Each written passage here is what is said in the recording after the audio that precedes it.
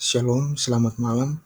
Perkenalkan, nama saya Gideon Anugrah Branto Suarez, kelas 5B, Prodi Akuntansi dengan NIM 22190079. Baik, saya di sini akan mempresentasikan hasil kerja saya tentang tugas mata kuliah akuntansi sektor publik. Baik, yang pertama di sini saya akan membahas tentang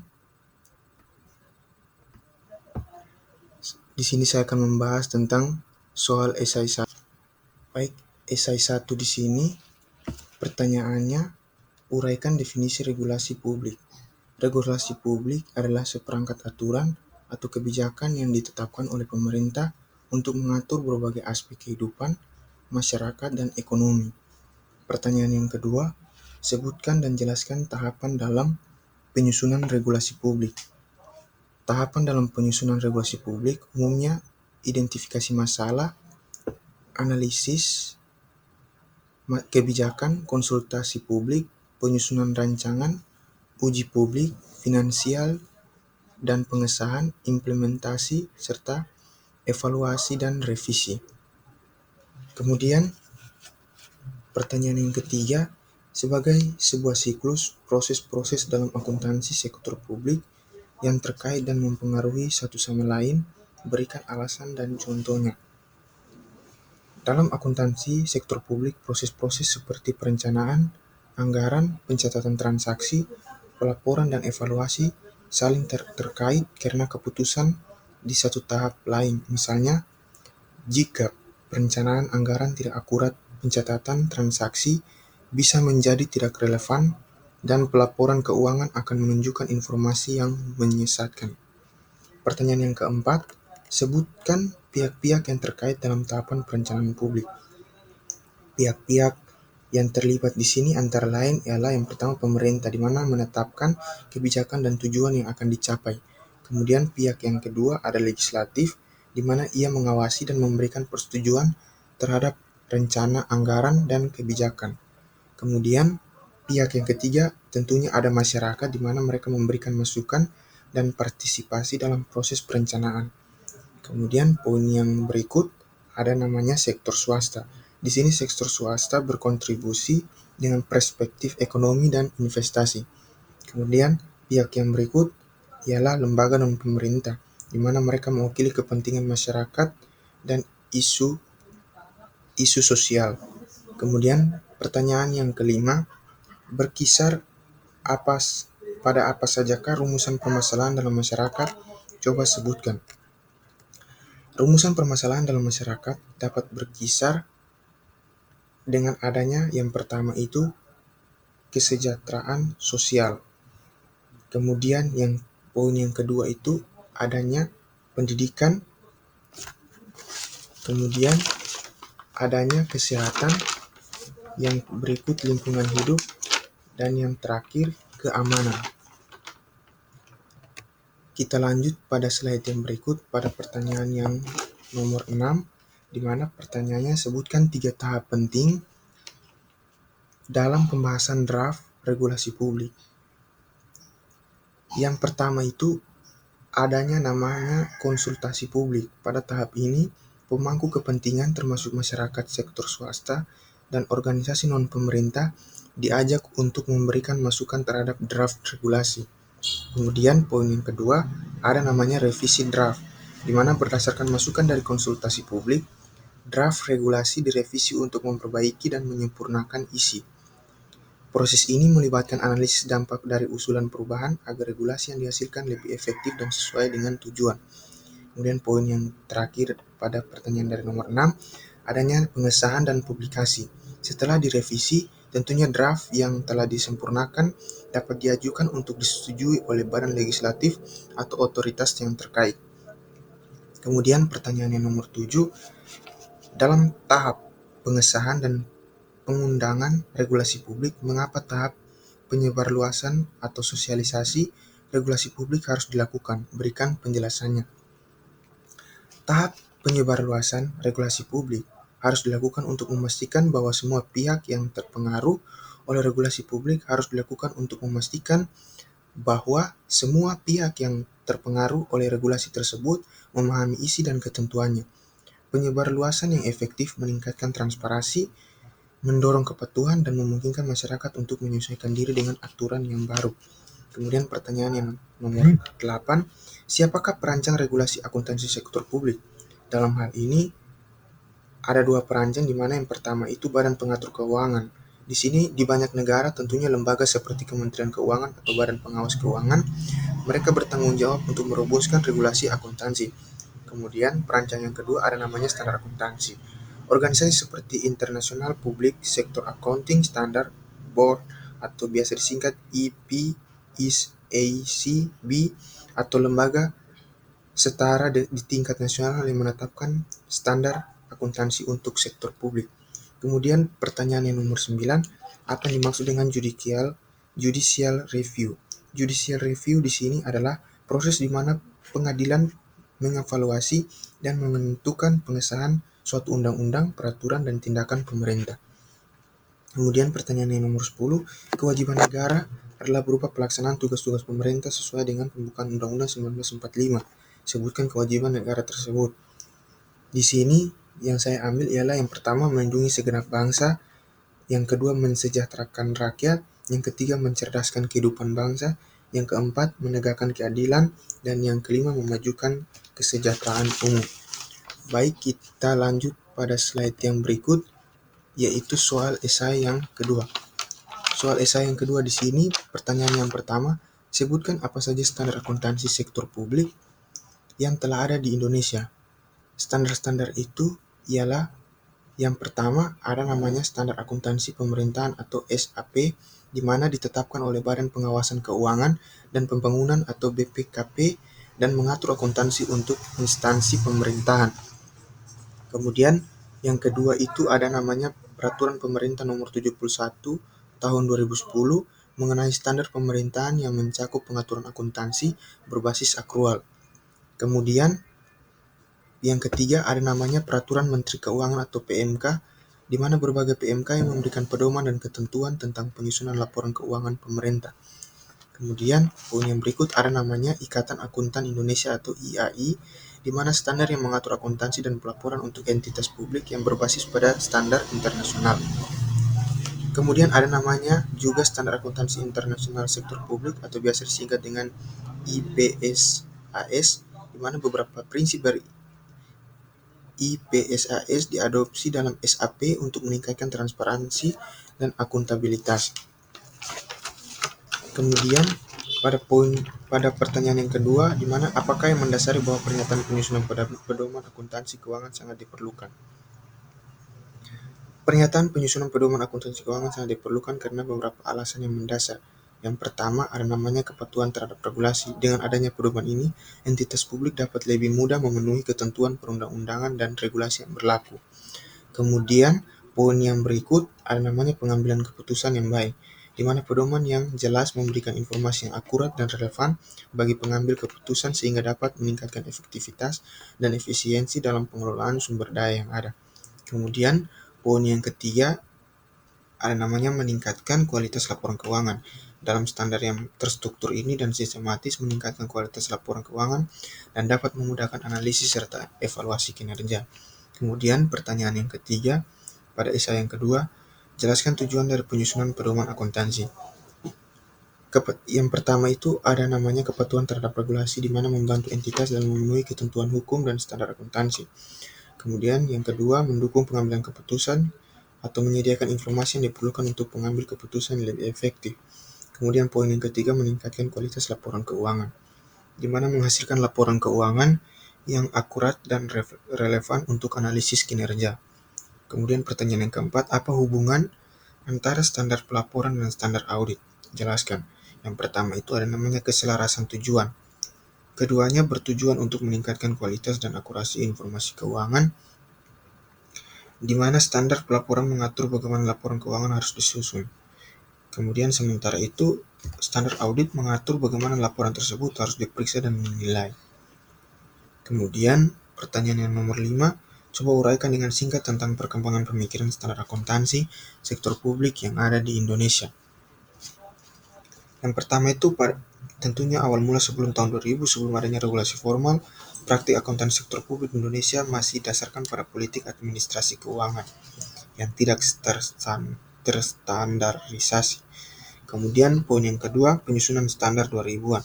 Pada awal tahun 2000-an, pemerintah Badan Pengawasan Keuangan dan Pembangunan BPKP mulai mengembangkan standar akuntansi pemerintahan atau yang dinamakan dengan SAP dan dilakukan penerapan secara formal di tahun 2005 dan mengalami revisi atau penyempurnaan di tahun 2010. Kemudian kita lanjut pada slide yang berikut, yakni pertanyaan nomor 6.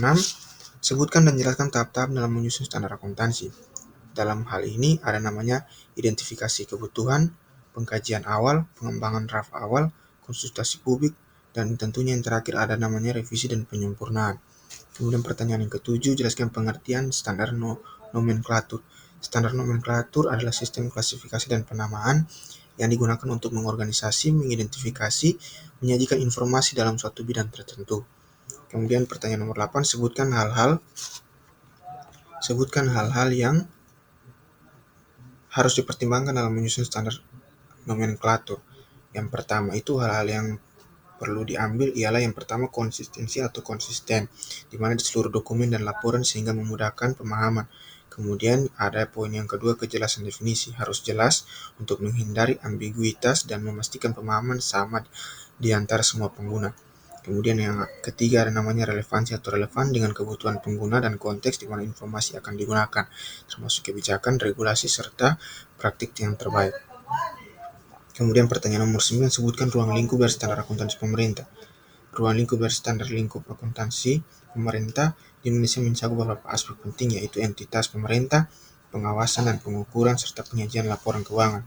Kemudian pertanyaan yang nomor 10, apakah tujuan disusunnya standar pemeriksaan keuangan negara? Tujuan disusunnya standar pemeriksaan keuangan negara adalah untuk memastikan akuntabilitas dan transparansi dalam pengelolaan keuangan negara. Baik, yang berikut kita langsung saja ke slide yang berikut, ialah soal esai yang ketiga, di mana pertanyaannya, mengapa akuntansi sektor publik perlu dipelajari secara tersendiri?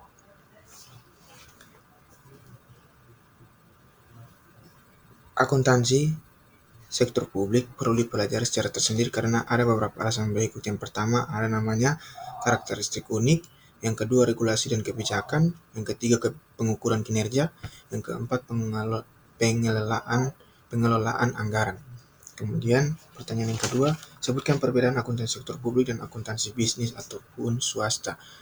Jawabannya, perbedaan akuntansi sektor publik dan akuntansi bisnis yakni terletak pada tujuan sektor publik, di mana tujuan sektor publik di sini berfokus pada pelayanan publik dan pemenuhan kepentingan masyarakat atau biasa dikatakan bukan profit. Sedangkan tujuan bisnis ialah berfokus pada keuntungan dan meningkatkan nilai perusahaan. Pertanyaan yang ketiga, sebutkan contoh keunikan akuntansi sektor publik. Salah satu contoh keunikan dari sektor publik terdapat pada sumber pendanaan yang lebih beragam, di mana sektor publik biasanya mengandalkan berbagai sumber pendanaan, termasuk pajak ataupun pinjaman yang memerlukan pengelolaan yang lebih kompleks. Kemudian pertanyaan yang keempat, akuntansi sektor publik di Indonesia sangat jauh ketinggalan bila dibandingkan dengan akuntansi sektor swasta. Jelaskan pernyataan tersebut. Menurut pendapat saya, jika pertanyaan ini dilihat dari standar akuntansi, maka akuntansi sektor swasta di Indonesia umumnya lebih mengacu pada pernyataan standar akuntansi keuangan atau PSAK yang lebih berkembang serta adanya teknologi yang lebih canggih. Sedangkan akuntansi sektor publik masih mengacu pada PSAP atau pernyataan standar akuntansi pemerintahan yang masih dalam tahap pengembangan dan penerapan yang dapat dikatakan lebih lambat. Kemudian pertanyaan yang kelima, sebutkan beberapa perbedaan antara laporan keuangan sektor publik dan keuangan sektor swasta menurut Lickerman dan Taylor dalam Henley et al. 1992. Perbedaan yang dapat diambil ialah perbedaan antara laporan keuangan sektor publik dan laporan keuangan sektor swasta. Terdapat beberapa hal. Yang pertama itu adanya akuntabilitas, di mana pertanggungjawaban laporan keuangan pemerintah ditujukan pada pihak legislatif atau parlemen dan masyarakat. Sedangkan poin yang sektor swasta ditujukan kepada para pemegang saham dan kreditor. Kemudian poin yang berikut adanya pertanyaan yang nomor 6, sebutkan persamaan akuntansi sektor publik dan akuntansi swasta. Dalam hal ini Persamaannya terdapat pada prinsip dasar akuntansi dan pencatatan transaksi juga pada pelaporan keuangan. Kemudian pada nomor berikut, nomor ketujuh, sebutkan konsep dasar berfokus pada penilaian kinerja suatu organisasi sektor publik saat ini. Ada namanya akuntabilitas, efisiensi, efektivitas, dan yang berikut benchmarking. Kemudian nomor 8, sebutkan dua hal yang mengenai kesulitan benchmark pada penerapan ukuran kinerja swasta ke sektor publik. Yang dua hal itu ialah yang pertama, tujuan yang berbeda di mana sektor swasta berfokus pada profitabilitas dan peningkatan nilai pemegang saham. Sementara sektor publik lebih menekankan pola pelayanan masyarakat dan pencapaian kesejahteraan sosial.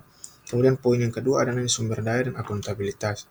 Sektor publik seringkali memiliki sumber daya yang terbatas dan beroperasi di bawah ketat dari publik dan regulasi. Kemudian nomor 9, jelaskan perbedaan kultur di organisasi sektor publik dengan kultur organisasi bisnis swasta. Perbedaan tersebut dapat kita lihat pada organisasi bisnis atau swasta lebih berorientasi pada benefit profit atau perolehan keuntungan, sedangkan organisasi sektor publik memiliki fungsi pemberian pelayanan kepada masyarakat.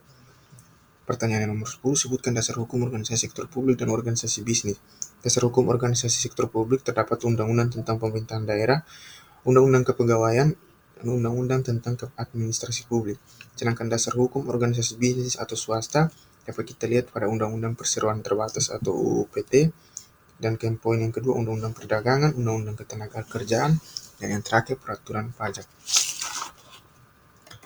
Kemudian kita lanjut pada esai yang keempat, dengan pertanyaan yang pertama, apakah yang dirumuskan dalam kerangka konseptual akuntansi sektor publik? Di sini artinya kerangka konseptual untuk akuntansi publik bukanlah standar tersendiri. Kerangka ini dimaksudkan untuk memberikan pedoman bagi pengembangan seperangkat standar akuntansi yang konsisten dan sejauh mungkin. Kemudian pertanyaan yang kedua, sebutkan tujuan dari kerangka konseptual akuntansi sektor publik. Tujuan kerangka konseptual akuntansi sektor publik adalah acuan bagi penyusun standar akuntansi sektor publik dalam melaksanakan tugas perumusan standar. Kemudian pertanyaan yang ketiga, sebutkan dan jelaskan asumsi akuntansi. Ada beberapa hal, di mana yang pertama going concern, atau biasa kita ketahui bahwa going concern adalah asumsi akuntansi yang mendasar yang dibuat ketika laporan keuangan perusahaan disiapkan. Kemudian yang poin yang kedua ada konsistensi, adalah landasan akuntansi. Ini adalah asumsi yang dapat didefinisikan sebagai sejauh mana satu set akun atau laporan keuangan yang identik. Kemudian yang ketiga ada namanya akrual. Akrual adalah asumsi akuntansi yang mendasar bahwa jumlah pendapatan atau beban yang diakui dalam satu periode harus sama dengan jumlah pendapatan atau biaya yang terjadi selama periode tersebut. Yang pertanyaan yang keempat, apa yang dimaksud dengan karakteristik kualitatif akuntansi sektor publik? Di sini artinya ialah ia mempunyai ciri khas informasi akuntansi dalam organisasi sektor publik yang berkontribusi pada penentuan kualitas produk setiap unsur akuntansi sektor publik. Kemudian pertanyaan yang kelima, jelaskan bagaimana sebuah informasi dianggap relevan. Dalam laporan keuangan bisa dikatakan relevan apabila informasi yang didapat memenuhi kebutuhan para pemakai atau pengguna dalam proses pengambilan keputusan yang baik. Kemudian slide yang berikut, pertanyaan yang nomor 6, jelaskan apa yang dimaksud dengan kualitas perencanaan publik. Kualitas perencanaan publik adalah prosedur standar bagi pengelola proyek untuk mendefinisikan kualitas yang terkait dengan persyaratan termasuk tugas standar, tanggung jawab, serta persyaratan sumber daya dan perencanaan proyek. Kemudian pertanyaan nomor 7, sebutkan dan jelaskan unsur-unsur dalam pengelolaan berbasis kegiatan yang dapat juga menjadi penentu kualitas pelaksanaan realisasi anggaran publik. Yang pertama cara perencanaan, di mana proses ini mencakup penentuan tujuan. Kemudian poin yang kedua, pelaksanaan. Kualitas pelaksanaan bergantung pada koordinasi antara berbagai pihak. Kemudian yang ketiga ada namanya pengawasan, di mana mereka bertujuan untuk memastikan bahwa pelaksanaan kegiatan sesuai dengan rencana dan anggaran yang tepat. Kemudian pertanyaan yang nomor 8 pada esai yang keempat, uraikan karakteristik kualitas output realisasi anggaran publik.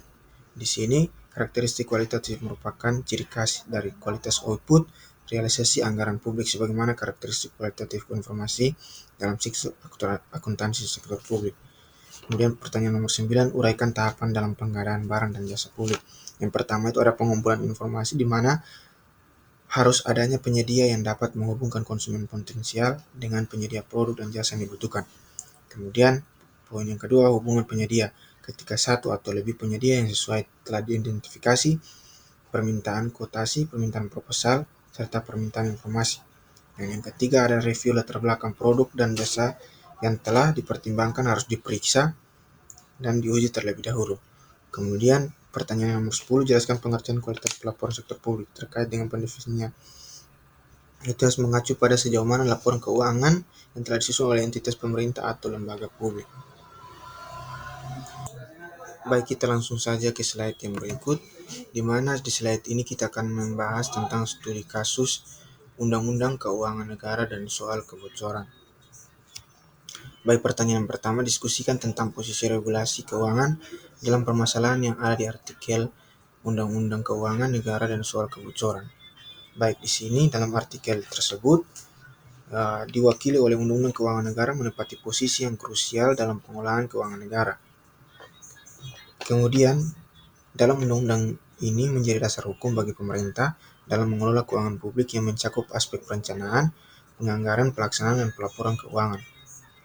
Kemudian, dalam hal ini juga kita melihat adanya kesenjangan yang bisa disebabkan oleh beberapa faktor seperti yang pertama, kurangnya pengawasan dalam pelaksanaan anggaran, korupsi dan kolusi yang masih terjadi di berbagai tingkat birokrasi, kemudian adanya inefisiensi sistem administrasi yang memungkinkan kebocoran anggaran, dan yang berikut penegakan hukum yang lemah sehingga pelanggaran regulasi tidak direspon dengan sanksi yang tegas.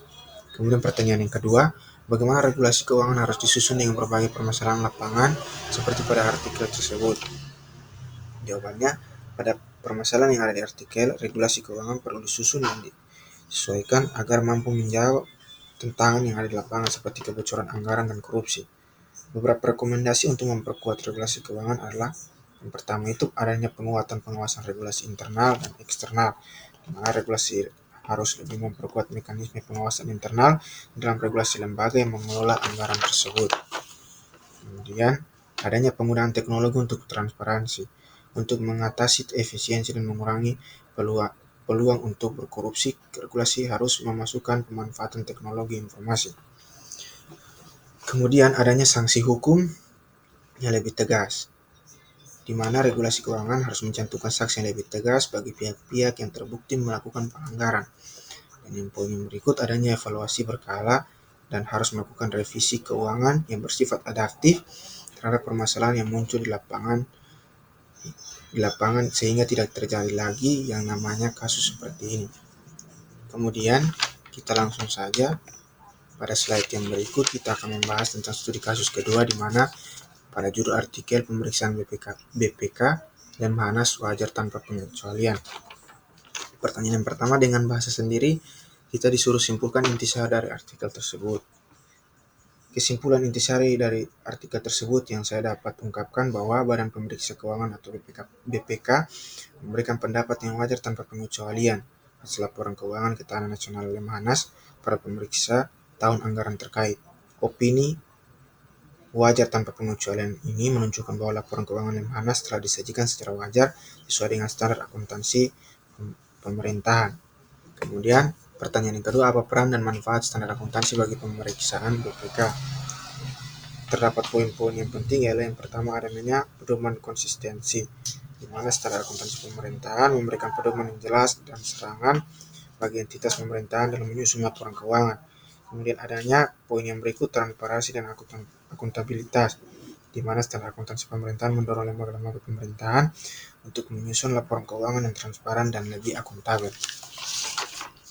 Kemudian pada slide yang berikut kita akan membahas studi kasus yang ketiga yang berjudul artikel banyak BUMN terjerat masalah keuangan.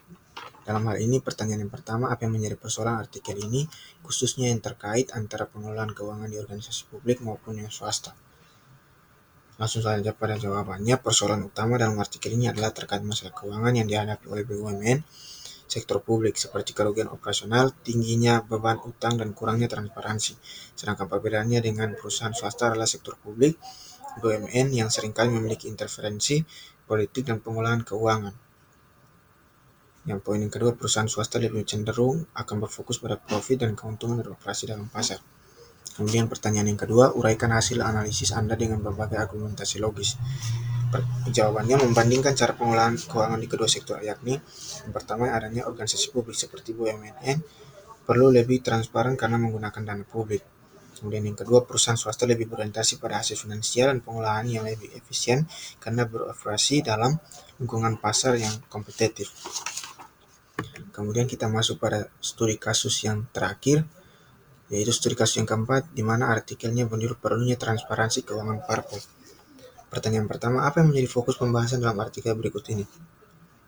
Pembahasan dari artikel ini berfokus pada pentingnya transparansi keuangan dalam partai politik atau parpol. Artikel ini membahas bagaimana partai politik harus secara terbuka melaporkan sumber dan penggunaan dana mereka kepada publik. Kemudian pertanyaan yang kedua, apa perlunya penerapan akuntansi dalam partai politik? Jawabannya sangat diperlukan karena adanya poin yang sangat mendukung. Yang pertama adanya akuntabilitas. Akuntansi memungkinkan partai politik untuk melacak semua transaksi dengan lebih detail serta pastikan dana digunakan sesuai dengan tujuan yang telah ditetapkan. Kemudian poin yang kedua adanya transparansi. Dengan sistem akuntansi yang benar, partai politik dapat menunjukkan kepada publik dan pihak-pihak yang berwenang bagaimana dana dikelola agar mencegah adanya kecurangan atau penyalahgunaan dana di kemudian hari. Baik, mungkin ini saja yang saya bisa sampaikan pada kesempatan kali ini. Mohon maaf bila ada kesalahan kata maupun perlakuan dalam hal ini. Ini saja menjadi presentasi kami. Terima kasih, shalom, dan selamat malam.